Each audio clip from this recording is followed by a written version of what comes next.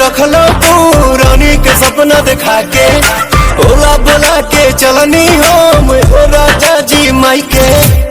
पहले जे जनती चूल्हा चौकी करो बाई बाई, नदिया किनार भेजी पानी भरो बाई बात। कबो न बियाह बारा चैती आहो राजा, मांगे न सेनुराती कवैती आहो राजा। कबो न बियाह बारा चैती।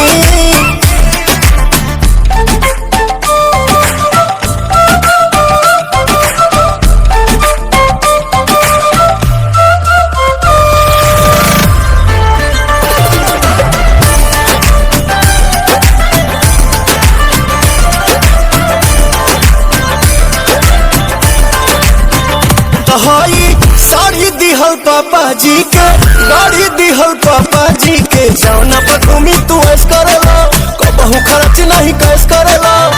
कुल ही कमाइया सब उड़ाई बन, सब सारी रात पिया ओनिए बिताई बात। अपन भोजन न बसियती आहो राजा, मांगे न सेनुराती कवैती आहो राजा।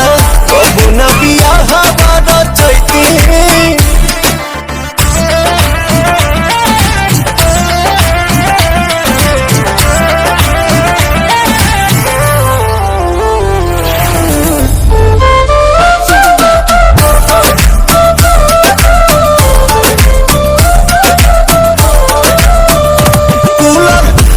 पंखा टीवी संग पहला सुनर बीबी, तबो कहना पिया कदर करेला, हर घड़ी हमसे कदर करेला।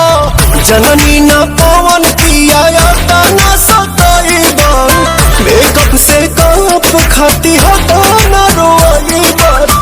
प्रिंस ले ऑर्डर करवैती आहो राजा, मांगे न सेनुराती कवैती आहो राजा। कबो न बियाह बारा चैती।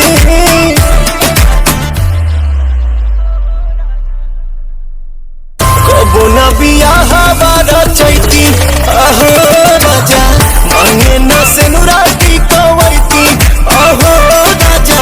कबो न